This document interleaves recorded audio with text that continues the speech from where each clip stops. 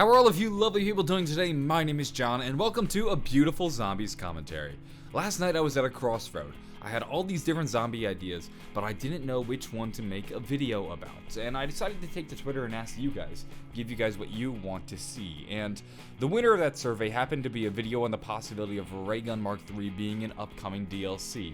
I know by mentioning this I'm being a little bit cheeky and teasing you guys, but as I was doing research for other videos, I stumbled across something that I thought was pretty freaking cool and I felt needed to be shared because I haven't really seen it elsewhere and I thought you guys might get a kick out of this. So that video is going to be on hold till tomorrow, but now I would like to show you the story of the Wolf King. Now tell me if you spot anything interesting. Take a watch. Ah, here is the first one. I have been looking for you. Great king prepares for battle, man's best friend at his side. Even a great king can learn from a dog. I've seen my fair share of war. Never seen a happy ending. This would be number 2. Thank you. Whenever armies clash, men are lost in sea of swords. Such is war. Many died this day. Their souls cry out through the painting.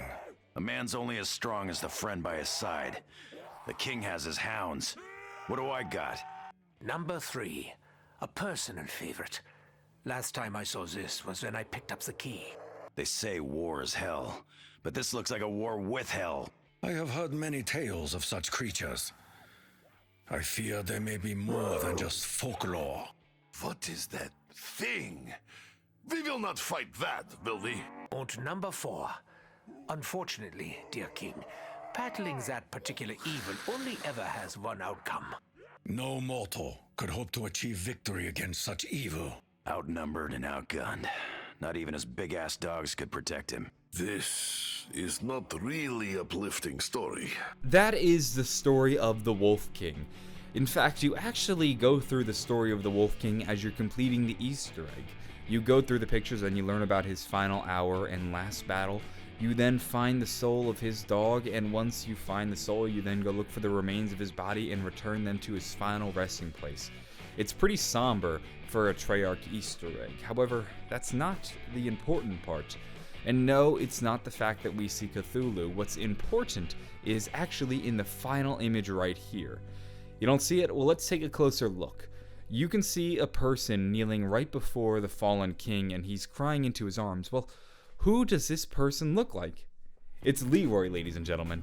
I want to give credit to where credit is due. I found this on the COD Zombies forum when I was doing my research on the Wolf King. A link to the original thread down below. This is where I first learned about it. I want to give credit to where credit is due because somebody found this, and I think it was an incredibly good spot, and I feel like this should be brought to the forefront of the community. So, well done on you guys over at the forums. Let's talk about this Easter egg, though, because it's pretty crazy that Treyarch decided to throw this into the game. Leroy is an interesting choice. He's a fairly polarizing figure in the zombies community. Some people like him, some people find him annoying, some people don't like having to deal with all the crap. Other people love using him to wreck other zombies. For some reason, they decided to put him into the game. They did this purposefully. This, in my opinion, has to be Leroy. There's no other character that looks like the person kneeling before the king. We can see the overalls, the blue overalls. He's also revealing a lot of skin from the shoulder blades and up, just like Leroy, and he also has a black haircut. I think it has to be him. It's a dead match in my opinion. And this begs the question, why would Treyarch decide to include him into an Easter egg? I can see a couple possibilities.